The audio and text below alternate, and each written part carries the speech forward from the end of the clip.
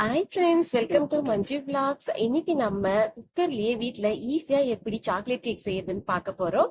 So வாங்க பார்க்கலாம். So அதுக்கு தேவையான இன்கிரிடியன்ஸ் என்னென்ன: மைதா, பட்டர், சாக்லேட், ஒயிட் சுகர், அது மாதிரி அளவு எல்லாமே போட்டிருக்கேன். ஸோ நீங்க செய்யும் போது இதோட இன்கிரிடியன்ஸோட அளவோட செஞ்சீங்கன்னா நல்லாவே டேஸ்ட் இருக்கும்.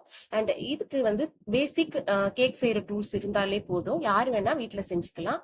ஸோ ஃபர்ஸ்ட் வந்து நம்ம மைதா எடுத்துக்க போறோம். ஸோ மைதா எதுக்கு யூஸ் பண்றோம்?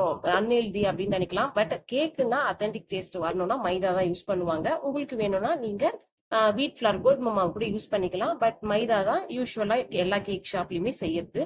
ஸோ மைதா வந்து நான் 250 கிராம் எடுத்திருக்கேன். ஸோ இந்த மாதிரி மைதா போட்டுட்டு அதை ஈவன் பண்றதுக்காக இந்த மாதிரி ப்ரெஸ் பண்ணா அது ஈவன் ஆயிடும். ஸோ நமக்கு வந்து அளவு கரெக்டா இருக்கும்.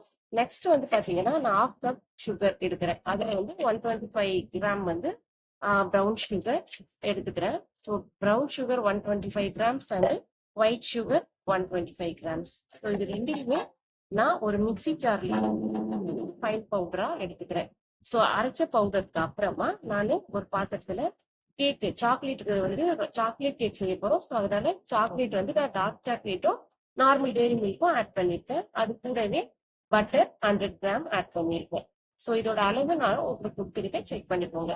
இது ரெண்டுத்தையுமே இப்ப நம்ம டபுள் பாயிலிங் மெத்தட்ல மெல்ட் பண்ண போறோம். ஸோ வந்து டபுள் பாயிலிங் மெத்தட் உங்களுக்கு பார்த்தாலே தெரியும் எப்படின்னு. ஸோ இந்த மாதிரி நம்ம கீழே ஒரு பாத்திரத்துல தண்ணி வச்சுட்டு மேல இந்த அந்த கீழே வாட்டரோட சூட்லயே இது வந்து ரெண்டுமே மெல்ட் ஆகணும்.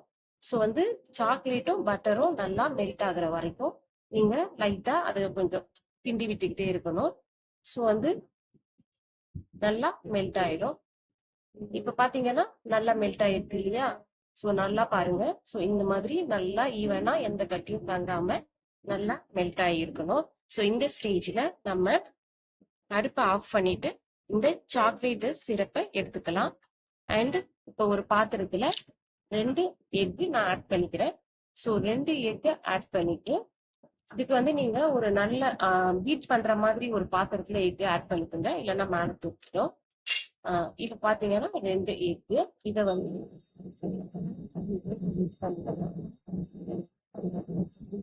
அடிக்கும் போது இந்த மாதிரி வரும். ஸோ இந்த மாதிரி நுரையா வந்ததுக்கு அப்புறமா நம்ம அரைச்சி வச்சிருக்கோம் இல்லையா அந்த சர்க்கரையை கொஞ்சம் கொஞ்சமா, அதாவது நான் வந்து 2 போர்ஷனா போடுறேன். ஃபர்ஸ்ட் கொஞ்சம் சுகர் ஆட் பண்ணிட்டு திரும்பவும் நான் பீட்டர் வச்சு பீட் பண்ணிக்கிறேன். ஸோ இந்த மாதிரி மிக்ஸ் பண்ணிட்டு பீட் பண்ணீங்கன்னா கொஞ்சம் ஈஸியா இருக்கும். மிக்ஸ் பண்ணாமலும் பண்ணிக்கலாம். ஸோ நான் வந்து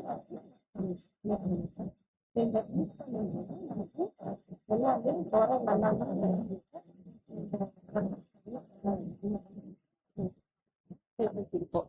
இப்போ இந்த கன்சிஸ்டன்சி பாத்தீங்கன்னா இந்த மாதிரி இருக்கும்.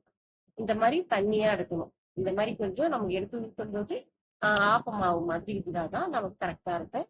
அந்த ஸ்டேஜ்ல நம்ம ஆல்ரெடி மெல்ட் பண்ணி வச்சிருந்த சாக்லேட் பட்டர் சிரப் இருக்கு இல்லையா, அதை நம்ம ஆட் பண்ணி ஃபுல்லா கொஞ்சம் கொஞ்சமா இதை நம்ம மிக்ஸ் பண்ண போறோம். ஸோ இதை ரெண்டையும் மிக்ஸ் பண்ணும்போது cut and fold method use பண்ணி பண்ணலாம், இல்லைன்னா எலக்ட்ரிக் பீட்டர் யூஸ் பண்ணியும் பண்ணலாம். அது டைம் எடுக்கும்ன்ற பட்சத்துல இப்படியும் பண்ணலாம், தப்பு இல்லை. ஸோ அந்த சாக்லேட் சிரப் ஊற்றி மிக்ஸ் பண்ணதுக்கு அதுக்கு அப்புறமா நீங்க எடுத்து வச்சிருக்கிற ஃபிளார் மைதா எடுத்து வச்சிருக்கோம். ஸோ அந்த மைதாவை கொஞ்சம் கொஞ்சமா போட்டு இந்த மாதிரி நல்லா மிக்ஸ் பண்ணிக்கோங்க. ஸோ கட் அண்ட் ஃபோல்டு மெத்தட்ல பண்ணாதான் நம்ம பீட்டர் போட்டு வந்திருக்கிற அந்த ஏர் பபிள்ஸ் எல்லாம் வந்து போகாம இருக்கும். அது போயிடுச்சுன்னா கேக் வந்து நமக்கு சாஃப்டா வராது, ஒரு மாதிரி கட்டியான மாதிரி இருக்கும். ஸோ இந்த ஸ்டேஜ்ல நான் 1 teaspoon baking powder and 1/2 spoon வந்து பேக்கிங் சோடா எடுத்திருக்கேன். ஸோ இது ரெண்டையுமே சலிச்சு சேர்த்துக்கிறது ரொம்ப நல்லது, கட்டிகள் தங்காது. ஸோ அது ரெண்டையுமே ஆட் பண்ணி மிக்ஸ் பண்ணதுக்கு அப்புறம் ஒரு கன்சிஸ்டன்சி பார்த்தீங்கன்னா திக்கா தான் இருக்கும். ஏன்னா இது வந்து சாக்லேட் கேக் இல்லையா, ஸோ வந்து கொஞ்சம் கெட்டியா இருந்தாதான் நல்லாவே இருக்கும். அண்ட் இப்போ 1 tablespoon vanilla essence and chocolates. So கொஞ்சம் நடுவில் வந்து சாக்லேட் வரும்போது கொஞ்சம் நல்லா இருக்கும். அதுக்காக நான் வந்து ஒரு டேரி மில்க் கட் பண்ணி சும்மா கொஞ்சமா ஆட் பண்ணிக்கிறேன். ஸோ இது எல்லாமே நமக்கு ஈஸியா கடையில கிடைக்கிறது தான். நீங்க யூஸ் பண்ணி செஞ்சு பாருங்க, ரொம்ப நல்லா வரும்.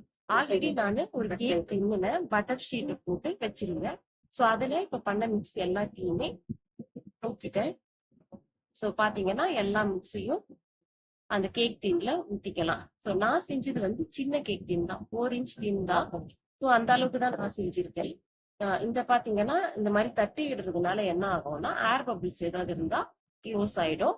அதுக்காக தான் இந்த மெத்தட செய்யுது. ஸோ ஒரு டூத் பிக் வச்சு இந்த மாதிரி நீங்க இது பண்ணும்போது உங்களுக்கு வந்து ஏர் பபிள்ஸ்லாம் இது ஆகாம ஈவனா உள்ள வந்து குக் ஆகும். இல்லைன்னா வந்து திட்டு திட்டா வைக்கிற மாதிரி இருக்கும்.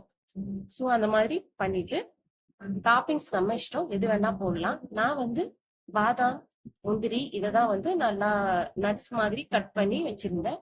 ஸோ எல்லாத்தையுமே வந்து ஃபுல்லா நான் வந்து நம்ம வீட்டுல சாப்பிடறதுக்கு செய்யறோம் இல்லையா? So அதனால நான் கொஞ்சம் நல்லா தாராளமாவே இதை வந்து ஸ்ப்ரெட் பண்ணிக்கிட்டேன். நீங்க வந்து இதுக்கு ஸ்பிரிங்கிள்ஸ் ஆட் பண்ணிக்கலாம், இல்ல சாக்லேட்ஸ், ஒயிட் சாக்லேட்ஸ் உங்களுக்கு என்ன டாப்பிங்ஸ் பிடிக்குமோ அதை நீங்க ஆட் பண்ணிக்கலாம். ஸோ எனக்கு இந்த காம்பினேஷன் நல்லா இருந்ததுன்னு தோணுச்சு. அதனால நான் வந்து நட்ஸ் நிறையவே இருந்தது. ஸோ அதனால நான் நல்லா தாராளமாவே போட்டுக்கிட்டேன். ஸோ இந்த டேஸ்ட் வந்து செய்யும்போது ரொம்பவே நல்லா இருந்தது. அண்ட் இது பாத்தீங்கன்னா குக்கரை ஆல்ரெடி நான் 10 மினிட்ஸ் முன்னாடியே ப்ரீ ஹீட் பண்ணி வச்சிருக்கேன். இந்த மாதிரி நடுவில் சால்ட் போட்டு வச்சோம்னா ஹீட் வந்து கருக்காது, கேக் வந்து ஈவனா குக் ஆகும். ஸோ இந்த மாதிரி நான் மேல ஒரு வெயிட் அதை வச்சுட்டு மேல கேக் டீன் வச்சு விசில் போடாம குக்கரை மூடி வச்சிருக்கேன்.